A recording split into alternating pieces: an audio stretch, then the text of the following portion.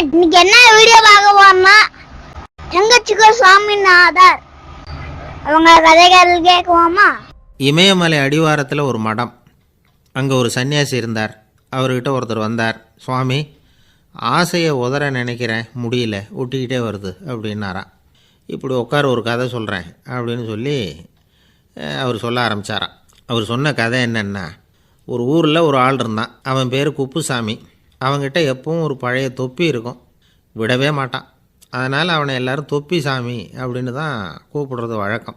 ஒரு புது தொப்பி வாங்கிக்கப்படாதாப்பா அப்படின்னு நண்பர்கள்லாம் சொல்லி பார்த்தாங்க.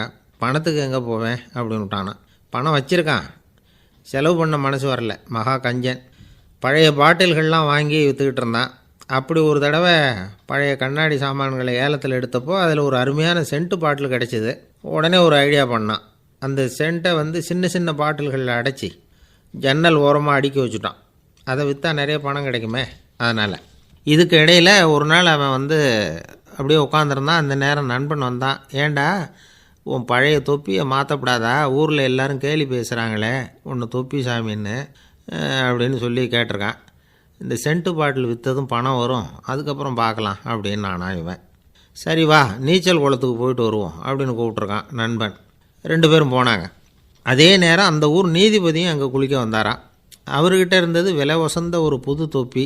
அதை அங்கே இருந்த ஸ்டாண்டில் மாட்டிவிட்டு குளிக்க போனார். இதுக்கிடையில் குப்புசாமி குளிச்சுட்டு வந்தான். அவனுடைய பழைய தொப்பியை காணலை. அந்த புது தொப்பியை பார்த்தா இது நண்பனுடைய வேலை தான் அப்படிங்கிறதாக புரிஞ்சுக்கிட்டு அதை எடுத்து மாட்டிகிட்டு வந்துட்டான். நீதிபதி குளிச்சுட்டு வந்து பார்க்குறாரு, தொப்பியை காணும். போலீஸில் புகார் கொடுத்தார். அவங்க தேடினாங்க. ஒரு மூலையில் பழைய தொப்பி கிடச்சிது. அடடா, இது நம்ம குப்புசாமியோட தொப்பி இல்லையா அப்படின்னு நானா ஒருத்தன். உடனே அவன் வீட்டுக்கு தேடிட்டு போயிருக்காங்க. அங்கே போய் பார்த்தா புது தொப்பி அங்கே இருக்குது. உடனே அவனுக்கு 1000 ரூபா அபராதம் போட்டாங்களாம். அவன் பணத்தை கட்டிவிட்டு ரொம்ப எரிச்சலோடு வீட்டுக்கு வந்தான். பழைய தொப்பி கண்ணில் பட்டுது. மறுபடியும் உன்னால் தானே எனக்கு 1000 ரூபா நஷ்டம் அப்படின்னு சொல்லி அதை எடுத்துக்கிட்டு அப்படி போயிருக்கான். அந்த ஊர் குளத்தில் வீசி எரிஞ்சிட்டு வந்துட்டான். அது மீன் பிடிக்கிற ஒருத்தன் கையில் சிக்கிச்சு. அவன் வர்ற வழியில் அதை எடுத்து வேகமாக வீசி எறிஞ்சான். அது நேராக குப்புசாமி வீட்டு ஜன்னல் வழியாக உள்ளே இந்த சென்ட்டு பாட்டில்கள் மேலே விழுந்து எல்லாம் உடஞ்சி நொறுங்கி போச்சு. குப்புசாமி பார்த்தான். தோட்டத்தில் ஆழமாக ஒரு குழியை வெட்டினான். அந்த தொப்பியை போட்டான், மூடிவிட்டான். இதை அடுத்த வீட்டுக்காரன் பார்த்தான். ஏதோ புதையல் தான் வச்சுருக்கான் போல இருக்குன்னு நினச்சான். போலீஸில் போய் புகார் கொடுத்துட்டான். மறுபடியும் போலீஸ் குழியை தோண்டினாங்க. பழைய தொப்பி மறுபடியும் வெளியில் வந்தது. எல்லோரும் சிரிக்கிறாங்க. அன்னைக்கு ராத்திரியே அந்த தொப்பியை எடுத்துக்கிட்டு நேராக புறப்பட்டான். ஒரு கல்லில் அதை சேர்த்து கட்டி குடிநீர் தொட்டி இருக்கும்ல, அதில் போட்டுட்டு வந்துட்டான். இனிமேல் என்ன பண்ணும் பார்ப்போன்னு. ஒரு நாள் திடீர்னு குழாயெல்லாம் அடைப்பட்டு போச்சு.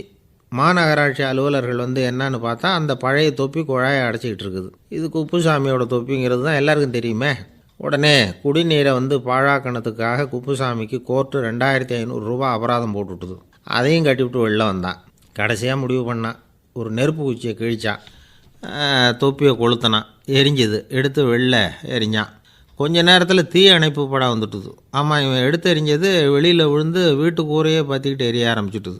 அவனோட பணத்தாசையும் அதோடு சேர்ந்து எரிஞ்சு போச்சான். இப்படி ஒரு கதை. இந்த கதையை சொல்லி முடித்தார் அந்த இமயமலை அடிவாரத்தில் இருந்த சன்னியாசி. இப்போ அந்த குப்புசாமி எங்கே இருக்கிறான்னு கேட்டார் எதிரில் இருந்தவர். இதோ உன் எதிரிலே இருக்கிறான், நான் தான் அந்த குப்புசாமி அப்படின்னாரான் அந்த சன்னியாசி.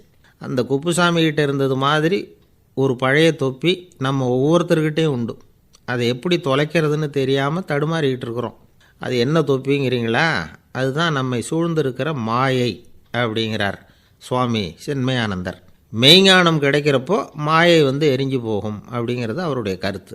நம்மால் ஒருத்தர் வேகமாக ஓடி வந்தார். காலில் மாட்டியிருந்த பழைய செருப்பு 2ஐயும் ஆவேசமாக தூக்கி ஒரு கிணத்துல போட்டுட்டு வெறுங்காலோடு நடந்து வந்துக்கிட்டு இருக்கிறார். ஏன் அப்படி பண்ணீங்க அப்படின்னு கேட்டோம். அந்த செருப்புக்கு சொந்தக்காரன் பின்னாடி வந்துக்கிட்டு இருக்கிறான், அதனால் அப்படி பண்ணேன் அப்படிங்கிறார் இவர். ஒரு ஊரில் ஒரு ராஜா இருந்தார். அந்த ராஜாவுக்கு ஒரு மந்திரி. ராஜா ரொம்ப நியாயமானவர், நேர்மையானவர், கண்டிப்பானவர். தப்பு செய்கிறது யாராக இருந்தாலும் தண்டனை கொடுப்பார். வேண்டியவங்களுக்கு ஒரு நியாயம், வேண்டாதவங்களுக்கு ஒரு நியாயங்கிறதெல்லாம் அவர்கிட்ட கிடையாது. ஒரு சமயம் அரசவையில் அந்த அமைச்சரே விதிமுறைகளுக்கு புறம்பாக ஏதோ நடந்துக்கிட்டு இருக்கார். மன்னருக்கு கோபம் வந்துட்டுது. உடனே அந்த அமைச்சரை கிட்டத்தில் கூப்பிட்டு அவர் கன்னத்தில் ஓங்கி ஒரு அறை கொடுத்துட்டாராம்.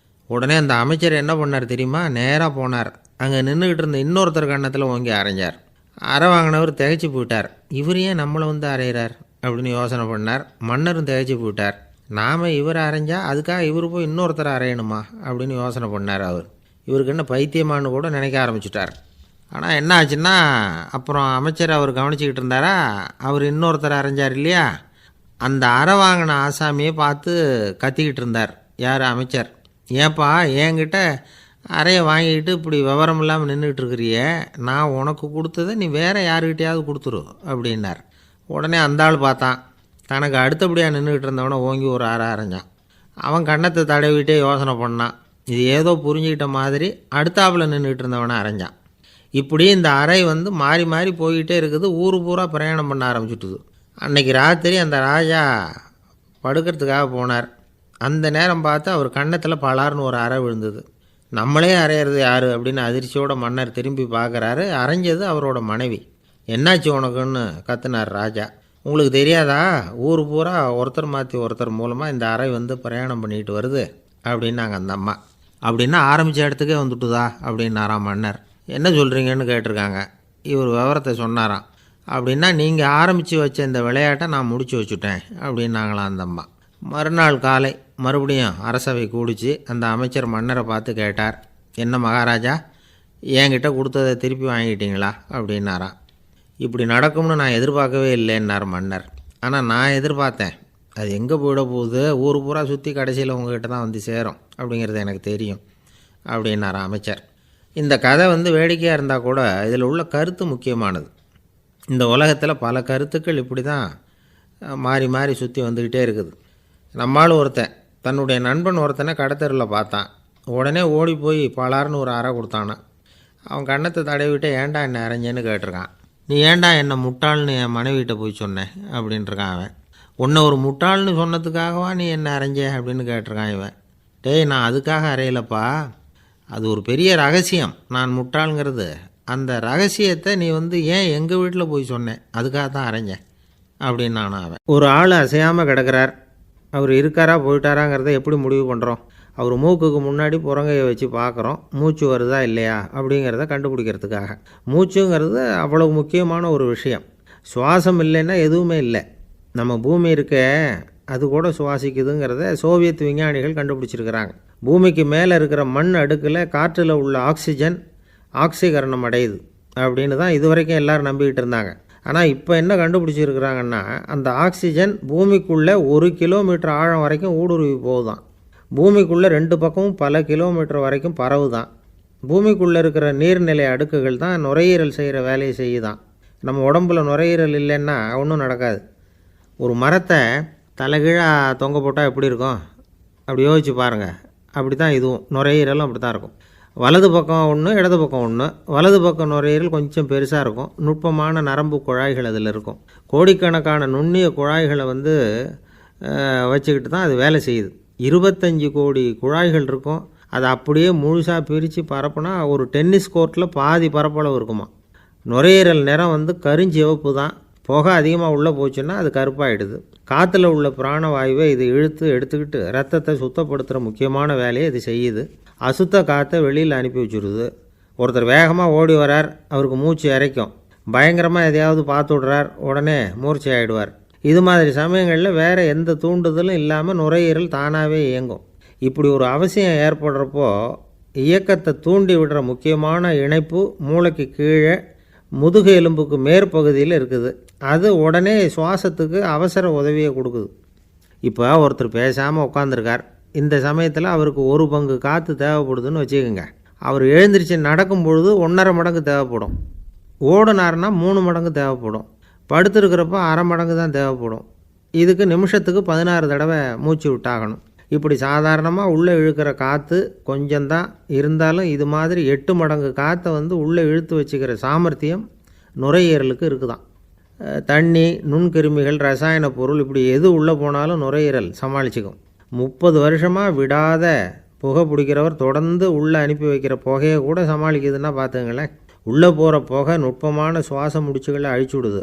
கறி புகை அது மேலே படிஞ்சு உபயோகம் இல்லாமல் பண்ணிவிடுது. ஆனாலும் தேவைக்கு அதிகமாக 8 மடங்கு கூடுதலாக சுவாச முடிச்சுகள் நம்ம உடம்புக்குள்ளே இருக்கிறதுனால சமாளிக்க முடியுது. சமாளிக்க முடியலன்னா சில சமயம் மூச்சு திணறும்.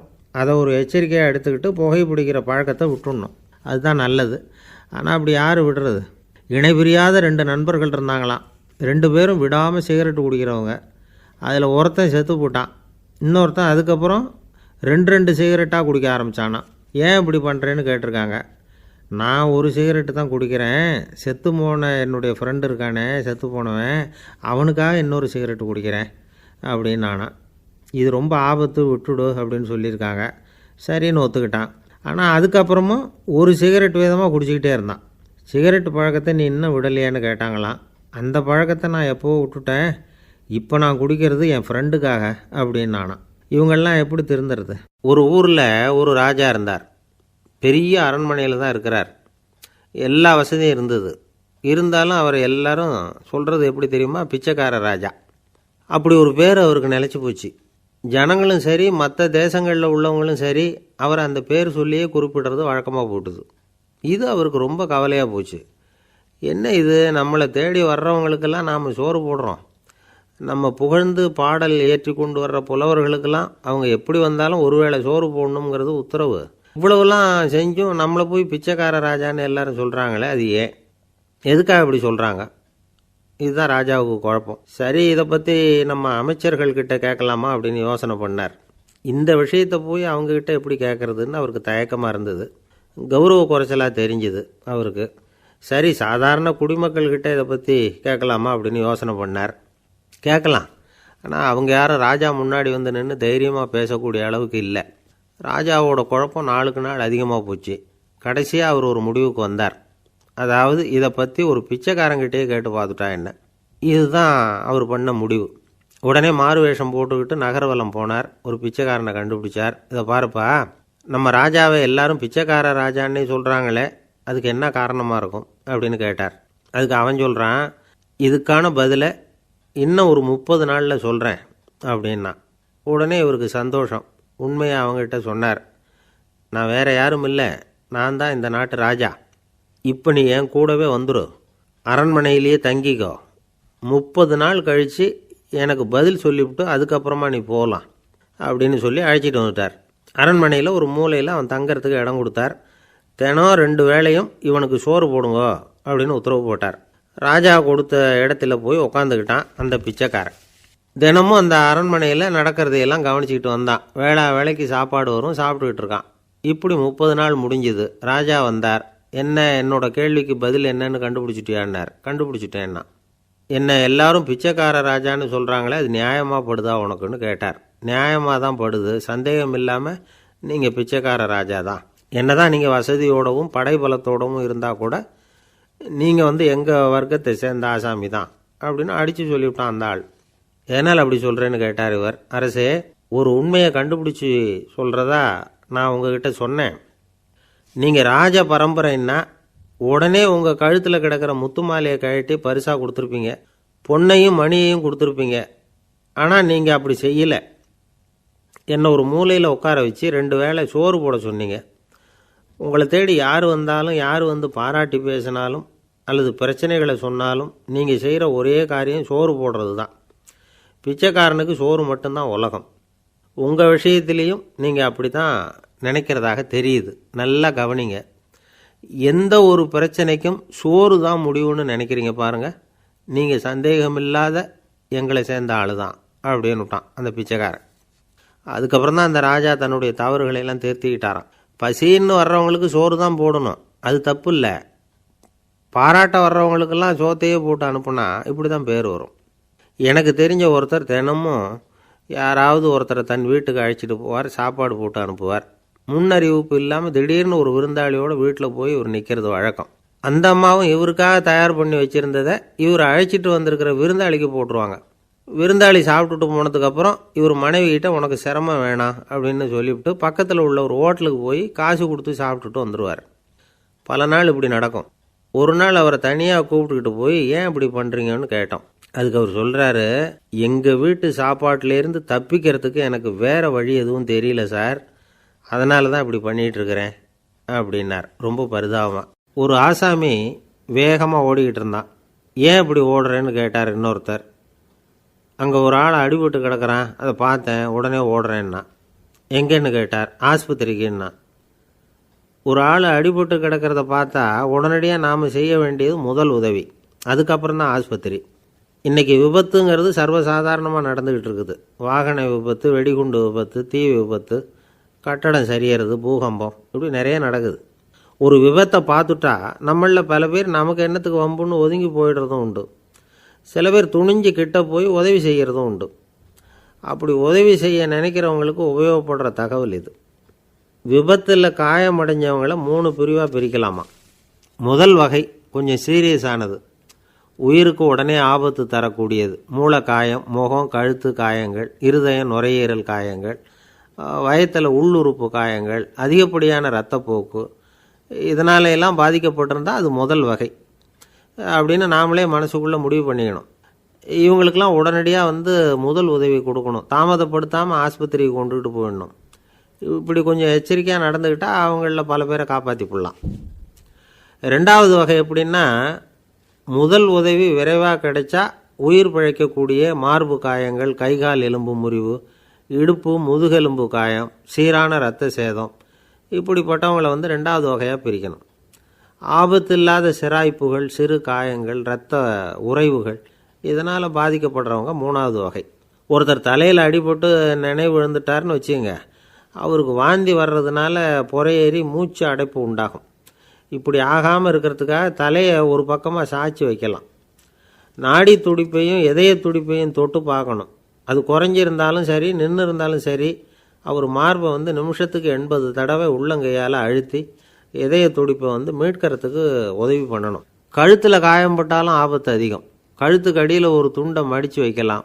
2 பக்கமும் சின்ன தலையணை அல்லது துணி மடிப்புகளை வச்சு கழுத்தை அதிகமாக அசையாமல் பார்த்துக்கலாம். முதுகெலும்பு முறிஞ்சிருக்குமோ அப்படிங்கிற சந்தேகம் இருந்ததுன்னா அவரை அதிகமாக அசைய விடக்கூடாது. அதிகமாக அசைஞ்சால் தண்டு இடத்துல பாதிப்பு ஏற்பட்டு கைகால் விளங்காமல் போயிடும். அவரை ஒரு கனமான போர்வை இல்லைன்னா பாயில் படுக்க வச்சு 4 பேர் மெதுவாக தூக்கி மருத்துவ உதவிக்கு அனுப்பி வைக்கலாம். கையெலும்பு முறிஞ்சிருந்தால் முறிஞ்ச பாகத்தை உடம்போடு சேர்த்து அசையாமல் கட்டி போடலாம். கால் எலும்பு முறிஞ்சிருந்தால் மற்ற காலோடு சேர்த்து கட்டி போடலாம். முறிஞ்ச பாகம் தொங்காமல் பார்த்துக்கணும். அப்போ தான் வீக்கம் உண்டாகாமல் இருக்கும். வெட்டு காயம், குண்டடிப்பட்ட காயம், இதிலெல்லாம் ரத்தப்போக்கு அதிகமாக இருக்கும். ரத்தம் வெளியேற ஆபத்து அதிகம். சுத்தமான துணியை பல மடிப்புகளை மடித்து காயத்தின் மேலே வச்சு அழுத்தமாக ஒரு 10 நிமிஷம் பிடிச்சிக்கணும். ரத்தம் நின்ன உடனே காயத்துக்கு கட்டு போடலாம். சில சமயம் காயம்பட்ட பாகத்தை உயரமாக தூக்கி பிடிச்சிக்கிட்டா தான் ரத்த கசிவு நிற்கும். இந்த விவரங்களையெல்லாம் கொஞ்சம் மனசில் வாங்கி வச்சுக்கிட்டோம்னா சமயத்தில் உதவும். ஏன்னா இந்த காலத்தில் விபத்து எந்த ரூபத்தில் எப்போ வரும்னு யூகிக்கவே முடியல. நண்பர் ஒருத்தர் சொன்னார், நேற்றுக்கு பாருங்கள் சார், என் கண்ணு முன்னாடியே ஒரு சின்ன விபத்து நடந்ததுன்னார். என்னன்னு விசாரித்தோம். ஒரு பஸ்ஸில் வந்துக்கிட்டு இருந்தேன். அந்த பஸ்ஸில் பின்பக்கம் படி ஓரமாக நின்றுக்கிட்டு இருந்த ஒருத்தர் ரோட்டில் விழுந்துட்டார். டிரைவர் அதை கவனிக்கலை, நிறுத்தாமல் அவர் பாட்டுக்கு போகிறாருன்னார். கண்டக்டர் உடனே விசில் கொடுத்து பஸ்ஸை நிறுத்த வேண்டியது தானே அப்படின்னோம். அதுதான் சார் முடியாமல் போச்சுன்னார் அவர். ஏன்னு கேட்டாங்க. தவறி கீழே விழுந்ததே அந்த கண்டக்டர் தான் சார் அப்படிங்கிறார். ஒரு ஊரில் ஒரு ஆள் இருந்தான். அவனுக்கு ஒரே ஒரு மகள். அவளை நல்ல இடத்துல கட்டி கொடுக்கணும்னு ஆசைப்பட்டான். அதுக்காக மாப்பிள்ளை தேடிக்கிட்டு இருந்தான். அவன் கொஞ்சம் வசதியான ஆள், அதனால் நிறைய பேர் வந்தாங்க. இருந்தாலும் ஒரு நல்ல குணமுள்ள மாப்பிள்ளையாக இருக்கணும் அவன் எதிர்பார்த்தான். அப்படி இருக்கணும்னு தொடர்ந்து முயற்சி பண்ணான். கடைசியாக ஒரு 3 பேர் கிடைச்சாங்க. அந்த 3 பேரில் யாரை தேர்ந்தெடுக்கிறது, இதுதான் அவனுக்கு வந்த குழப்பம். இந்த நிலைமையில் ஒரு பெரியவரை தேடி போனான். அவர்கிட்ட தன்னுடைய பிரச்சனையை சொன்னான். அவர் கொஞ்சம் யோசனை பண்ணார். அதுக்கப்புறம் 3 பேரையும் கூப்பிட்டார். இதை பாருங்கப்பா, உங்கள் 3 பேருக்கும் 3 மாத கால அவகாசம் தர்றேன். நீங்கள் இப்போ போகலாம். 3 மாதம் கழித்து திரும்பி வரலாம். அப்படி வரும்பொழுது இந்த 3 மாத காலத்தில் நீங்கள் செஞ்ச நல்ல காரியம் ஏதாவது ஒன்று சொல்லணும். அதை வச்சு உங்களில் ஒருத்தரை நாங்கள் தேர்ந்தெடுத்துக்கிறோம் அப்படின்னு சொன்னாராம். 3 பேரும் சரின்னு சொல்லிவிட்டு திரும்பி போயிட்டாங்க. 3 மாதம் ஆச்சு. அதுக்கப்புறம் ஒரு நாள் திரும்பி வந்தாங்க. அவர் அவங்கள கூப்பிட்டு உட்கார வச்சார். அப்புறம் கேட்டார், இப்போ சொல்லுங்கள், இந்த 3 மாத காலத்தில் நீங்கள் செஞ்சுருக்கிற ஏதாவது ஒரு நல்ல காரியத்தை சொல்லுங்க அப்படின்னார். முதல்ல ஒருத்தன் எழுந்திரிச்சு நின்னான். ஐயா, எங்கள் அப்பா இறந்த பிறகு அவரோட கணக்கு வழக்குகளை எடுத்து பார்த்துக்கிட்டு இருந்தேன். அவர் ஒரு வியாபாரிகிட்ட 10,000 ரூபா கடன் வாங்கியிருக்கிறதாக எழுதியிருந்தார். அந்த வியாபாரியும் இப்போ உயிரோடு இல்லை. இருந்தாலும் அந்த வியாபாரியோட மகனை தேடி கண்டுபிடிச்சேன். கணக்கு புத்தகத்தை காட்டினேன். எங்கள் அப்பா உங்கள் அப்பா கிட்ட 10,000 ரூபா கடன் வாங்கியிருக்கிறதாக இதை எழுதியிருக்கிறார். அதனால் அதை திருப்பி கொடுக்கறதுக்காக வந்திருக்கிறேன், இந்தாங்க அந்த பணம் அப்படின்னு சொல்லி கொடுத்துட்டு வந்துட்டேன் அப்படின்னு நானும். இதை பெரியவர் கவனமாக கேட்டுக்கிட்டார். அதுக்கப்புறம் 2வது இளைஞன் எழுந்திரிச்சான். ஐயா, நான் போன மாதம் ஒரு நாள் ராத்திரி வேளையில் ஒரு காட்டுப்பாதை வழியாக எங்கள் ஊருக்கு போய்கிட்டு இருந்தேன். அந்த சமயத்தில் அந்த வழியாக வந்துக்கிட்டு இருந்த ஒரு வழிப்போக்கர்கிட்ட 4-5 திருடர்கள் வம்பு வளர்த்து அவர்கிட்ட இருந்த பொருளை எல்லாம் கொள்ளையடிச்சிக்கிட்டு இருந்தாங்க. நான் உடனே ஒரு குச்சியை எடுத்துகிட்டு ஓடினேன். அந்த திருடர்களை அடித்து விரட்டினேன். பொருளையெல்லாம் மீட்டு அந்த வழிப்போக்கர்கிட்ட ஒப்படைச்சேன். அவரை பத்திரமா அழைச்சிட்டு போய் அவர் வீட்டில் விட்டுட்டு வந்தேன் அப்படின்னு நானும். இதையும் பெரியவர் கவனமாக கேட்டுக்கிட்டார். அடுத்தபடியாக 3வது இளைஞன் எழுந்திரிச்சான். ஐயா, போன மாதம் ஒரு நாள் நான் ஒரு மலைப்பாதை வழியாக போய்கிட்டு இருந்தேன். மலைப்பாதை விளிம்பில் ஒரு மதகு கட்டை, அது மேலே ஒரு ஆள் படுத்து தூங்கிட்டு இருந்தான். அந்த பக்கம் தவறி உருண்டு விழுந்திருந்தான்னா அதில் பாதாளம். அது மலையடி வாரத்தில் போய் தான் விழணும், அவ்வளவு பள்ளம். அது தெரியாமல் அவன் பாட்டுக்கு தூங்கிட்டு இருந்தான். நான் உடனே அவன்கிட்ட ஓடி போய் குனிஞ்சு அவன் முகத்தை பார்த்தேன். அப்போ தான் புரிஞ்சுது, அவன் ஏற்கனவே எனக்கு தெரியும். அவனை எனக்கு நிறைய கெடுதல் பண்ணியிருக்கிறான், இடைஞ்சல் கொடுத்தவன். இருந்தாலும் ஐயோ பாவம்னு நினச்சி அவனை எழுப்பி பாதுகாப்பாக வேற ஒரு இடத்துல படுக்க வச்சுட்டு வந்தேன் அப்படின்னு நானும். பெரியவர் இதையும் கேட்டுக்கிட்டார். அதுக்கப்புறம் அவங்க 3 பேரையும் பார்த்து, நீங்கள் போகலாம், நாங்கள் யோசித்து முடிவு பண்ணி உங்களுக்கு சொல்லி அனுப்புகிறோம் அப்படின்னாராம். அந்த இளைஞர்கள் புறப்பட்டு போயிட்டாங்க. அதுக்கப்புறம் அந்த பெண்ணோட அப்பாவை பார்த்து சொன்னார், இந்த 3 பேருமே நல்ல பிள்ளைங்க தான், அதில் ஒன்றும் சந்தேகம் இல்லை. இருந்தாலும் இந்த 3 பேர் செஞ்ச செயல்களையும் ஒப்பிட்டு பார்க்க வேண்டியிருக்கு. முதல் இளைஞன் நேர்மைக்கு எடுத்துக்காட்டாக விளங்குறான். இந்த காலத்தில் இது மாதிரி இளைஞர்களை பார்க்குறது ரொம்ப கஷ்டம்தான். இருந்தாலும் அவன் கடமையை தான் செஞ்சான். 2வது இளைஞன் நல்ல வீரன், தைரியசாலி. ஒரு வீரன் எதை செய்யணுமோ அதைத்தான் இவன் செஞ்சான். இவன் ஒரு லட்சிய மனிதன். 3வது இளைஞன் தன்னுடைய பகைவனுக்கே உதவி செஞ்சுருக்கான். அவன் உயிரை காப்பாற்றியிருக்கிறான். பகைவனுக்கு அருள்வதுங்கிறது ஒரு சாதாரண மனுஷனால் செய்யக்கூடிய காரியம் இல்லை. பகையை மறக்கிறதும் பகைவனுக்கு அருள்வதும் தெய்வீக பண்புகள். அதனால் இவனையே உன்னுடைய மகளுக்கு ஏற்ற மாப்பிள்ளையா தேர்ந்தெடுக்கலாம் அப்படின்னு சொன்னாங்களாம். ஒரு நல்ல நாளில் அவங்களுக்கு திருமணம் நல்ல விதமாக நடந்து முடிஞ்சுதான். இது சுவாமி சின்மயானந்தர் சொல்லியிருக்கிற ஒரு கதை. இதிலேருந்து நாம் புரிந்து கொள்ள வேண்டிய ஒரு கருத்து, நமக்கு கெடுதல் பண்ணவங்களுக்கும் நாம் நல்லது செய்யணும். ஆனால் நடைமுறையில் அப்படி நம்மளால் செய்ய முடியறதில்ல. அதுதான் சிக்கல். நம்மால் ஒருத்தங்கிட்ட கேட்டேன், ஏண்டா உன்னுடைய பகைவன் ஒருத்தன் அது மாதிரி ஒரு மலைப்பாதை மதகு கட்டையில் படுத்திருந்தா உடனே நீ என்ன நினைப்ப அப்படின்னு கேட்டோம். இது ஒரு அருமையான சந்தர்ப்பம்னு நினைப்பேன் அப்படின்னா. எதுக்குன்னு கேட்டோம். அவனை அந்த பக்கமாக உருட்டி கீழே தள்ளுறதுக்கு அப்படின்னா. அவர் ஒரு பெரிய குடும்பத்தில் பிறந்தவர். இருக்கிற சொத்துக்கள் எல்லாத்தையும் வாரி வழங்கிவிட்டு காட்டுக்கு புறப்பட்டார் தவம் செய்கிறதுக்காக.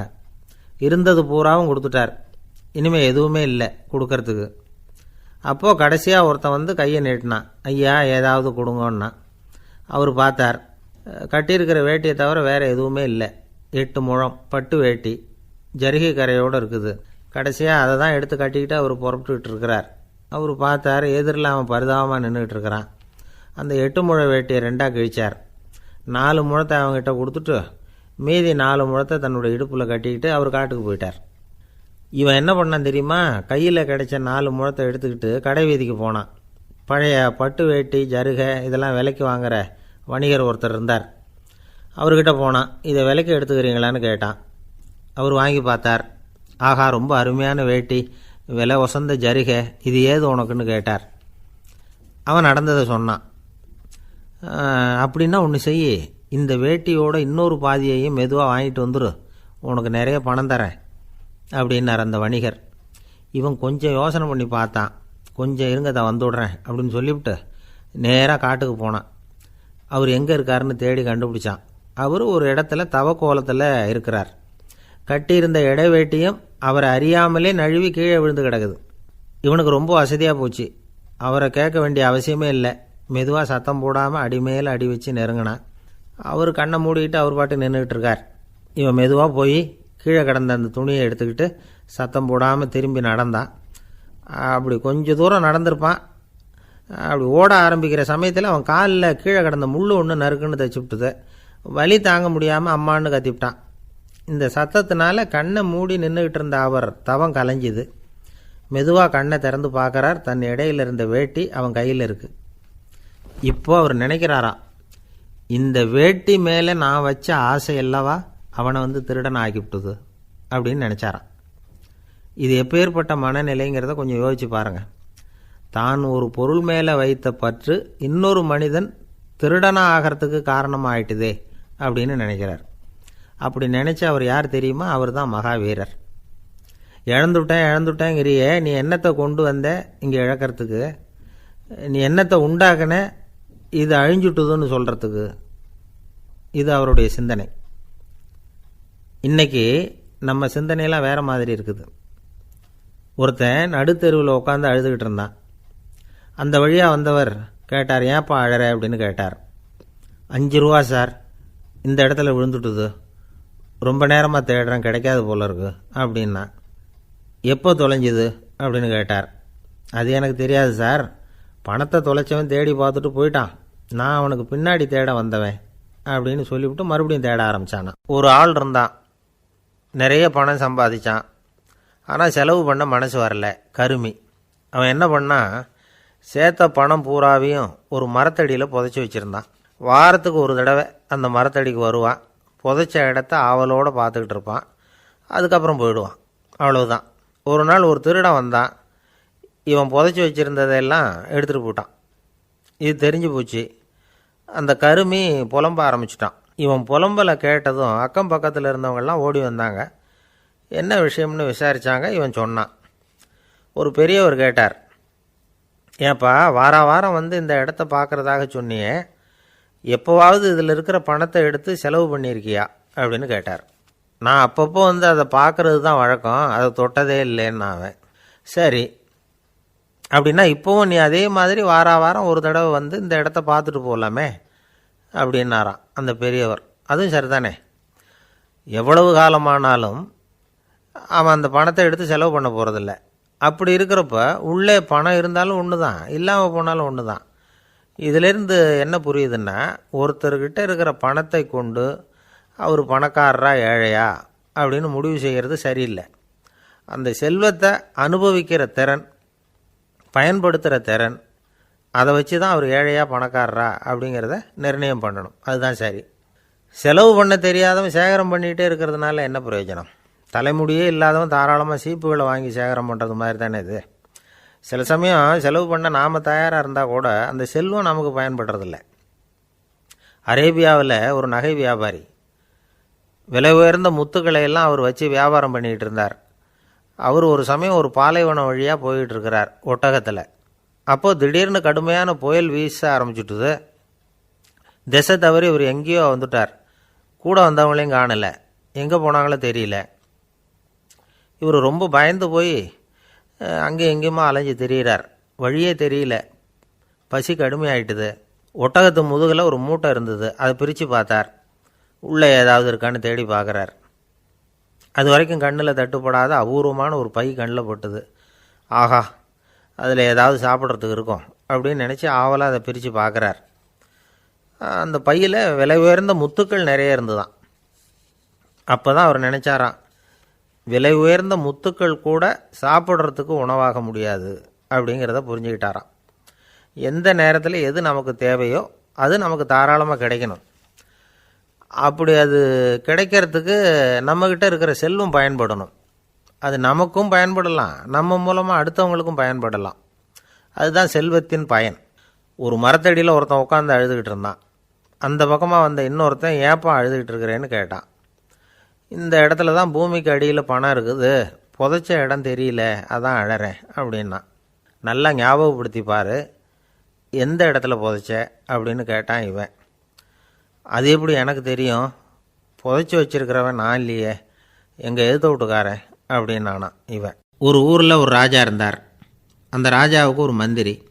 ராஜா ரொம்ப நியாயமானவர், நேர்மையானவர், கண்டிப்பானவர். தப்பு செய்கிறது யாராக இருந்தாலும் தண்டனை கொடுப்பார். வேண்டியவங்களுக்கு ஒரு நியாயம், வேண்டாதவங்களுக்கு ஒரு நியாயங்கிறதெல்லாம் அவர்கிட்ட கிடையாது. ஒரு சமயம் அரசவையில் அந்த அமைச்சரே விதிமுறைகளுக்கு புறம்பாக ஏதோ நடந்துக்கிட்டு இருக்கார். மன்னருக்கு கோபம் வந்துட்டுது. உடனே அந்த அமைச்சரை கிட்டத்தில் கூப்பிட்டு அவர் கன்னத்தில் ஓங்கி ஒரு அறை கொடுத்துட்டாராம். உடனே அந்த அமைச்சர் என்ன பண்ணார் தெரியுமா, நேராக போனார். அங்கே நின்றுக்கிட்டு இருந்த இன்னொருத்தர் கன்னத்தில் ஓங்கி அரைஞ்சார். அரை வாங்கினவர் திகைச்சு போயிட்டார். இவர் ஏன் நம்மளை வந்து அரைகிறார் அப்படின்னு யோசனை பண்ணார். மன்னரும் திகைச்சு போயிட்டார். நாம் இவரை அரைஞ்சா அதுக்காக இவர் போய் இன்னொருத்தரை அரையணுமா அப்படின்னு யோசனை பண்ணார். இவருக்கு என்ன பைத்தியமானு கூட நினைக்க ஆரம்பிச்சிட்டார். ஆனால் என்ன ஆச்சுன்னா, அப்புறம் அமைச்சர் அவர் கவனிச்சிக்கிட்டு இருந்தாரா, அவர் இன்னொருத்தரை அரைஞ்சார் இல்லையா, அந்த அரை வாங்கின ஆசாமியை பார்த்து கத்திக்கிட்டு இருந்தார். யார்? அமைச்சர். ஏன்பா என்கிட்ட அறையை வாங்கிக்கிட்டு இப்படி விவரம் இல்லாமல் நின்றுட்டு இருக்கிறியே, நான் உனக்கு கொடுத்ததை நீ வேறு யாருக்கிட்டையாவது கொடுத்துரு அப்படின்னார். உடனே அந்த ஆள் பார்த்தான், தனக்கு அடுத்தபடியாக நின்றுக்கிட்டு இருந்தவனை ஓங்கி ஒரு அரை அரைஞ்சான். அவன் கன்னத்தை தடவிட்டே யோசனை பண்ணான். இது ஏதோ புரிஞ்சுக்கிட்ட மாதிரி அடுத்தாப்பில் நின்றுக்கிட்டு இருந்தவனை அரைஞ்சான். இப்படி இந்த அறை வந்து மாறி மாறி போய்கிட்டே இருக்குது. ஊர் பூரா பிரயாணம் பண்ண ஆரம்பிச்சுட்டுது. அன்னைக்கு ராத்திரி அந்த ராஜா படுக்கிறதுக்காக போனார். அந்த நேரம் பார்த்து அவர் கன்னத்தில் பலார்னு ஒரு அறை விழுந்தது. நம்மளே அரையிறது யார் அப்படின்னு அதிர்ச்சியோட மன்னர் திரும்பி பார்க்குறாரு. அரைஞ்சது அவரோட மனைவி. என்னாச்சு உனக்குன்னு கத்துனார் ராஜா. உங்களுக்கு தெரியாதா, ஊர் பூரா ஒருத்தர் மாற்றி ஒருத்தர் மூலமாக இந்த அறை வந்து பிரயாணம் பண்ணிட்டு வருது அப்படின்னாங்க அந்த அம்மா. அப்படின்னா ஆரம்பித்த இடத்துக்கே வந்துட்டுதா அப்படின்னாராம் மன்னர். என்ன சொல்கிறீங்கன்னு கேட்டிருக்காங்க. இவர் விவரத்தை சொன்னாராம். அப்படின்னா நீங்கள் ஆரம்பித்து வச்ச இந்த விளையாட்டை நான் முடிச்சு வச்சுட்டேன் அப்படின்னாங்களாம் அந்த அம்மா. மறுநாள் காலை மறுபடியும் அரசவை கூடிச்சு. அந்த அமைச்சர் மன்னரை பார்த்து கேட்டார், என்ன மகாராஜா, என்கிட்ட கொடுத்ததை திருப்பி வாங்கிட்டீங்களா அப்படின்னாராம். இப்படி நடக்கும்னு நான் எதிர்பார்க்கவே இல்லைன்னார் மன்னர். ஆனால் நான் எதிர்பார்த்தேன். அது எங்கே போயிட போகுது, ஊர் பூரா சுற்றி கடைசியில் உங்ககிட்ட தான் வந்து சேரும் அப்படிங்கிறது எனக்கு தெரியும் அப்படின்னாராம் அமைச்சர். இந்த கதை வந்து வேடிக்கையாக இருந்தால் கூட இதில் உள்ள கருத்து முக்கியமானது. இந்த உலகத்தில் பல கருத்துக்கள் இப்படி தான் மாறி மாறி சுற்றி வந்துக்கிட்டே இருக்குது. நம்மளும் ஒருத்தன் தன்னுடைய நண்பன் ஒருத்தனை கடத்தெருவில் பார்த்தான். உடனே ஓடி போய் பலார்னு ஒரு அறை கொடுத்தானா. அவன் கன்னத்தை தடவிட்டு ஏன்டா என்ன அரைஞ்சேன்னு கேட்டிருக்கான். நீ ஏன்டா என்னை முட்டாள்னு என் மனைவிட்ட போய் சொன்னேன் அப்படின்ட்டுருக்கான் அவன். உன்னை ஒரு முட்டாள்னு சொன்னதுக்காகவா நீ என்ன அரைஞ்ச அப்படின்னு கேட்டிருக்கான் இவன். டேய், நான் அதுக்காக அறையலப்பா, அது ஒரு பெரிய ரகசியம் நான் முட்டாளுங்கிறது. அந்த ரகசியத்தை நீ வந்து ஏன் எங்கள் வீட்டில் போய் சொன்னேன், அதுக்காக தான் அரைஞ்சேன் அப்படின்னு நானும் அவன்.